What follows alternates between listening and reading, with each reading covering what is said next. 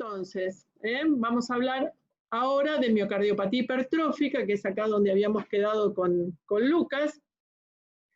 Y la miocardiopatía hipertrófica en realidad es una enfermedad genética, que es autosómica dominante en realidad, así que se va de las formas graves, es autosómica dominante, y lo que significa es que va a pasar a nuestros herederos, o sea, de generación en generación se va a ir transmitiendo. Y entonces, ¿qué es lo que hace? Afecta primariamente el músculo cardíaco, aumenta el volumen y la cantidad de células miocárdicas, y en realidad, o sea, no solamente aumenta, aparece la hipertrofia, sino que va a aparecer una característica que es el disarray, eso es en inglés, y significa desorganización de las fibras. Todos sabemos que el corazón tiene 3 capas de fibras, unas fibras que son como oblicuas y otras que son radiales, y cuando nosotros tenemos una miocardiopatía hipertrófica, esa orientación de las fibras se pierde y las fibras están en distintas posiciones generando una desorganización, ¿sí?, en esa alineación de las células musculares cardíacas, y eso se llama disarray en inglés, y bueno, no tiene traducción. Cuando hablamos de disarray miocárdico estamos hablando precisamente de esto. Entonces, es un paciente que no va a tener una estenosis aórtica, que no va a tener hipertensión arterial, ni ninguna otra causa de hipertrofia, y entonces nos vamos a hallar con una hipertrofia ventricular a la que vamos a catalogar de inexplicable, en un ventrículo que no va a estar dilatado, y siempre pedimos que nuestro septum interventricular, o donde estemos midiendo, porque a veces no es la hipertrofia, no es septal, que sea de más de 15 milímetros. A esto hay que ponerle una excepción, que es el ápex cardíaco. Cuando hablamos de hipertrofia apical, que lo vamos a ver en un ratito, estamos hablando de 10 milímetros para decir que está hipertrófico, 10, 11 milímetros. Entonces, en la miocardiopatía hipertrófica tenemos una hipertrofia ventricular que es inexplicable, que está localizada, ahora vamos a ver dónde. Ya les dije que es autosómica dominante, y dependiendo de cuántos genes, porque esto, digamos, está codificado por varios genes, cuanto más genes tengamos, o en distintos loci tengamos genes de miocardiopatía hipertrófica, es a la edad que eso se va a expresar, porque hay distintos tipos o distintas afectaciones de miocardiopatía hipertrófica. Se puede ver en niños, se puede ver en adultos, y se puede ver que aparezca recién, o sea, en jóvenes, y que aparezca recién en edad mucho más adulta. Obviamente que cuanto más temprano aparece en la vida, más grave suele ser la forma y más complicaciones suele tener. Más o menos, nosotros, digamos, muchas veces es un hallazgo que hacemos con el eco, y es el 1 por 1000 de la población general, o sea, 1 de cada 1000 personas que hay en la ciudad de La Plata va a tener una miocardiopatía hipertrófica. Entonces, si nosotros pensamos que tenemos, para hacer un ejercicio, ¿no?, 1 millón de habitantes, estamos hablando de que por lo menos hay 1000 personas con miocardiopatía hipertrófica por millón de habitantes, ¿sí? Eso más o menos para que pensemos en cuál es la incidencia, cómo voy a encontrarme, o con qué facilidad voy a encontrar yo una miocardiopatía hipertrófica entre los pacientes que esté viendo. Bueno, la anatomía patológica es esto que vemos acá. Fíjense que tenemos acá, si ven, yo no sé, ¿ven ustedes la flecha o no la ven? Pues si no, esperen que le pongo el puntero. Sí. Ah, ¿la ven la flecha? Perfecto. Sí. Uy. Bueno. Fíjense que acá tenemos una anatomía patológica, y fíjense que las células están en distintas orientaciones. Estas son horizontales, esta medio transversales, esta vertical, ¿sí? Con bastante fibrosis entre las células miocárdicas, que es otra de las características de la miocardiopatía hipertrófica. Y si nosotros cortamos ese corazón, fíjense el espesor que tiene acá el septum interventricular en este corte de anatomía patológica. Hoy por hoy la fibrosis, esto ustedes lo van a ver en clínica, pero la fibrosis también se evalúa, el grado de fibrosis que tienen estos corazones, con resonancia magnética. Por supuesto, la cavidad del ventrículo izquierdo se va a reducir porque tenemos un gran espesor de la pared. La aurícula, por supuesto, y esto ya se los dije todas las veces que hemos hablado de alguna patología, cualquier afectación del corazón se va a acompañar de algún grado de disfunción diastólica. Ustedes imagínense que si yo tengo recontragrueso en las paredes del corazón, se me va a achicar la cavidad, por supuesto la compliance ventricular va a estar alterada y voy a tener algún grado de disfunción diastólica.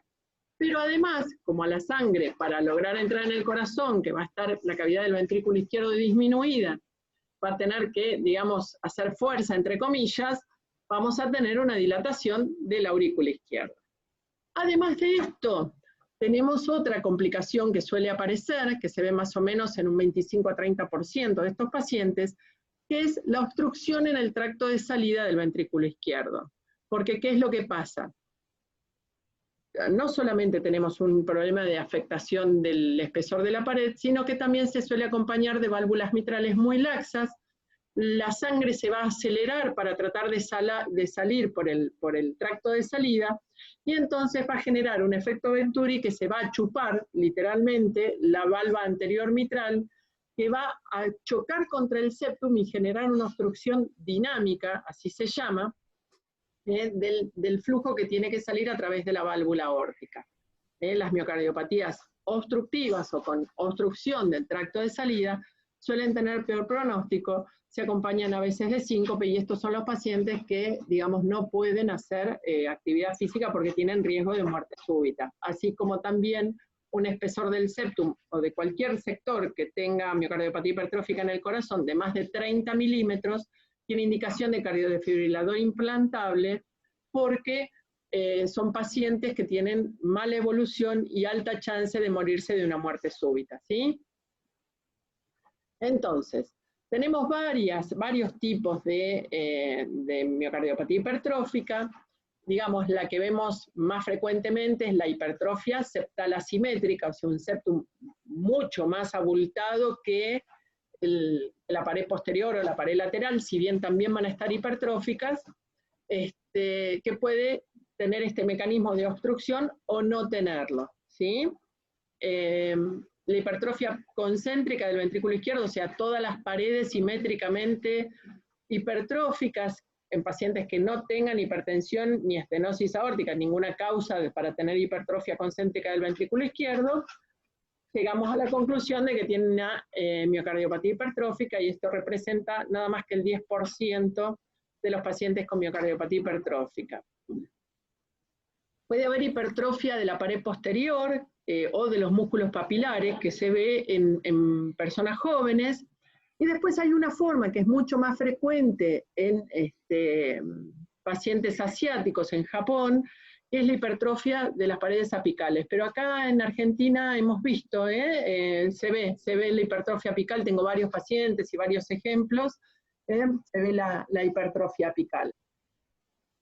Entonces, acá tenemos un cuadrito de clasificación de la hipertrofia. Esto que vemos acá arriba es la clasificación de Meyron, que fue el primer patólogo que describió los tipos de hipertrofia. Y fíjense que tenemos hipertrofia solo del septum y la pared anterior, el septum, la pared anterior y la pared lateral, y si no, una hipertrofia que sería medio ventricular. Estos son los tipos en los que se clasifica actualmente. Septal es la septal asimétrica, la apical. Una hipertrofia medio ventricular, que es parecida a lo que hace es generar, fíjense acá este dibujito, como un reloj de arena. Tenemos hipertrofia en el medio del ventrículo, entonces vamos a tener sangre que va a quedar atrapada en el ápex del corazón, ¿sí? Se va a contraer muchísimo, se va a acelerar aquí a esta altura. Entonces, cuando le ponemos el color, parece que estuviéramos haciendo la imagen de un reloj de arena. Fíjense los porcentajes, sí, lo más frecuente es la hipertrofia septal. Fíjense abajo el tema de obstructiva o no obstructiva. Les dije recién, uno de cada 4 pacientes va a tener obstrucción en el tracto de salida, ¿sí? Edgar, ¿podés agarrarla? Perdón, pero cada vez que yo me pongo a hablar, ella se pone a molestar. Cuando hablamos de que la miocardiopatía es obstructiva o no obstructiva, cuando tenemos gradientes basales de más de 30 milímetros de mercurio. Ahora vamos a ver cómo se ve, ¿sí? Obstructiva latente es que nosotros esos 30 milímetros de mercurio, cuando le hacemos hacer valsalva al paciente... Profe, sí, ¿se escucha bien? no se la puede escuchar bien porque hay algunos micrófonos que no están... Yo había silenciado a todos, espero a ver si puedo silenciarlos a todos, a ver... participantes... Pero yo los tengo, están todos silenciados, ¿eh? Ahí está. Ahí lo silenció. Ahí lo silencié. Ya los había silenciado, pero se ve que se han viste que vos podés decirle que no querés que te silencien y entonces te sacás vos mismo el silencio. Bueno, les decía, la maniobra de Valsalva lo que hace es aumentar mucho la poscarga, ¿sí? Entonces, perdón, pero me estoy riendo porque estamos tratando de hacer callar el cachorro.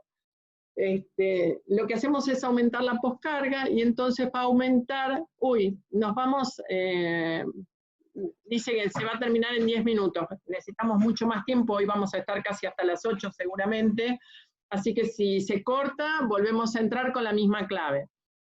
Les decía, lo que hacemos es aumentar la poscarga y entonces ese gradiente dinámico va a aumentar muchísimo, ¿sí? Con Valsalva, y va a estar, digamos, por debajo de 30 milímetros en condiciones basales, y cuando le hacemos hacer Valsalva, supera los 30 milímetros de gradiente, y la que es no obstructiva siempre va a estar por debajo de 30 milímetros de mercurio, con o sin Valsalva. Entonces, fíjense, acá tenemos ejemplos, tenemos la hipertrofia solamente sigmoidea, esta de la hipertrofia del septum basal es muy frecuente de ver en ancianos, que en general no se asocia ni con mayor riesgo, ni con obstrucción del tracto de salida. Esta sí, fíjense que hace como una curva inversa, así se llama, fíjense qué tremenda hipertrofia tiene el septum.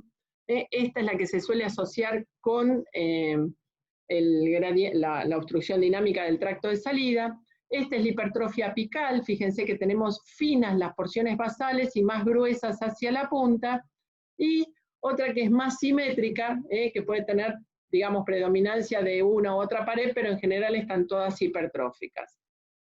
¿Cuál es la característica de lo que sería la obstrucción? Está caracterizada por un movimiento anterior sistólico de la valva anterior mitral, que si nosotros le pasamos el modo M, acá podemos observar, fíjense cómo se va para adelante y se pega al septum, esto se llama movimiento anterior sistólico con contacto septal. Como la valva se pega al septum, nosotros podemos inferir que es probable que este paciente tenga algún gradiente. No sabemos cuánto, pero sabemos que tiene gradiente, ¿sí?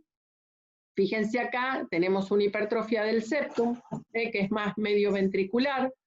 Esta que afecta el septum basal, fíjense qué finita es, ¿sí? la pared posterior. Esta que es más simétrica, fíjense. Esta que es apical, acá vemos que los segmentos medios y basales están conservados y está comprometiendo el ápex del ventrículo izquierdo. Y esta es la medio ventricular. Fíjense que tenemos acá como un globito en el ápex, más fino en el medio, y otra vez se agranda en las porciones basales. ¿Qué es lo que vemos acá? Esto es una angiografía, en realidad un ventriculograma, donde vemos que, si ven la muesca que hace, ¿sí? El músculo, porque está apretando, digamos, al contraerse las porciones medias del ventrículo, dejando atrapada sangre en el ápex, separándolo de lo que es la base. Fíjense que parece un reloj de arena. Obviamente, cuando nosotros tenemos, fíjense acá, el movimiento anterior sistólico con contacto septal, va a generar un gradiente y la sangre se va a acelerar y con turbulencia, que es lo que estamos viendo acá, a través del tracto de salida y la aorta, y vamos a tener algún grado de insuficiencia mitral.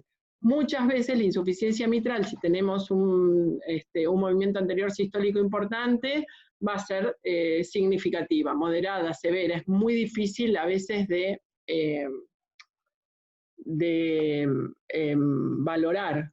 Y acá tenemos no solamente el eco, sino que al lado tenemos la resonancia cardíaca. Fíjense que tenemos una hipertrofia apical acá, que la vemos perfectamente en la resonancia magnética, y acá una medio ventricular, que fíjense que qué bien se ve lo del reloj de arena, con la compresión, digamos, aprieta el ventrículo justo en las porciones medias, quedando la sangre como atrapada en el ápex.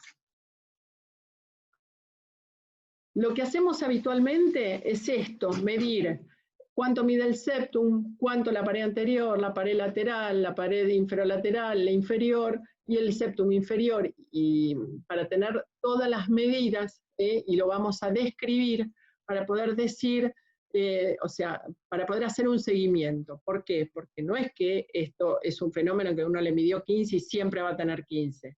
Muchos pacientes de año a año van progresando y por ahí arrancan con 18, 22 de septum y a lo largo de unos años terminan con 30. Por eso estos pacientes requieren seguimiento, ¿sí? Vamos a ver acá un par de características. Sí, ¿alguien me va a preguntar algo? ¿Puede volver a repetir lo anterior? Lo anterior, esto, medimos todos los espesores. Fíjate que acá están del 1 al 5 medidos, pared, septum interventricular, pared anterior, anterolateral, inferolateral, inferior, y acá nos falta el septum inferior. Pero fíjense que 18, 16, 14, 12, está todo hipertrófico, pero predomina el septum interventricular. Lo que hacemos es siempre tomar estas medidas y consignarlas porque a lo largo de los años esto va a continuar engrosándose y nosotros tenemos que poder seguir al paciente y saber si está más o menos estable o si viene progresando. Eso depende de la forma que le haya tocado de miocardiopatía hipertrófica. Hay algunas que son rápidamente progresivas y la verdad que con un pronóstico bastante malo por el riesgo de muerte súbita, ¿sí?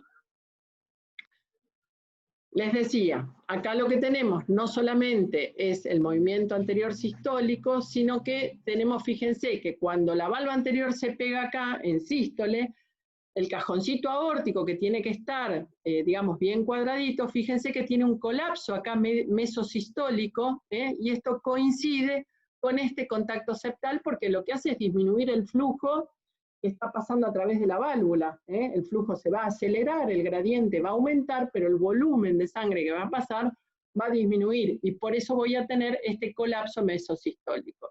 ¿Cuál es la característica del Doppler? Yo le voy a pasar el continuo ahí donde se va a acelerar, y fíjense que tengo una forma, se llama de cimitarra o de hoz, porque es como curva, se acelera hacia la mesosístole, porque a medida que se va chupando, entre comillas, la válvula, va acelerándose el flujo, y fíjense que llegamos con un gradiente muy significativo hacia la mesotelesístole.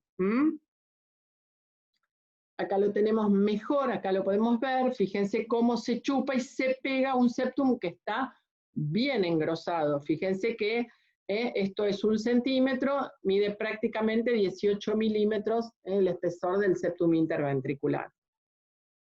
Bueno, acá para repasar, la misma diapositiva que vimos antes, un corazón normal, la hipertrofia del septum basal, la del septum solo, la simétrica septal.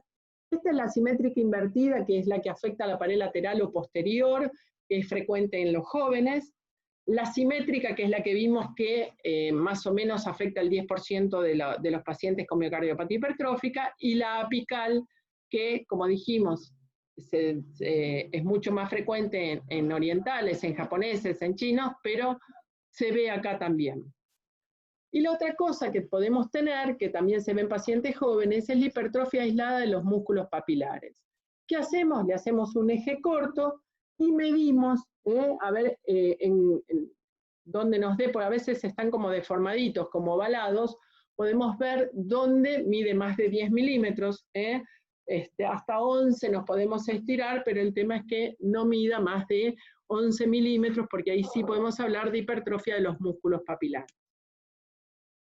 Bueno, ¿cómo le vamos a hacer el diagnóstico a estos pacientes? Obviamente, si tenemos más de 15 milímetros en uno o más segmentos miocárdicos, esto ya se los dije, y habitualmente lo que hacemos es hacerle el eco y confirmar el hallazgo hoy con resonancia magnética cardíaca, pero además para poder valorar el tema de la fibrosis, que es muy importante. En los niños, obviamente, los 15 milímetros no corren porque son corazones de tamaño más pequeño, pero lo que se hace es pensar si está por encima de 2 desvíos estándar de los valores normales. O sea, si está por encima del valor que es normal para la edad de ese niño, sabemos que tiene una miocardiopatía hipertrófica. De todas maneras, si uno mira la cavidad y mira el espesor de la pared, enseguida se da cuenta que ese niño tiene una miocardiopatía hipertrófica. Y lo más importante de todo es que cuando nosotros detectamos un caso de miocardiopatía hipertrófica, primero hay que interrogar al paciente sobre la incidencia de muerte súbita familiar, porque muchos de estos pacientes tienen familiares que han muerto súbitamente sin diagnóstico, y además decirle que para arriba, para abajo y para el costado, padres, hijos, tíos, primos y hermanos tienen que evaluarse con un eco porque como esto es autosómico dominante, toda la familia puede estar afectada. Entonces es importante que nosotros podamos hacer el rastro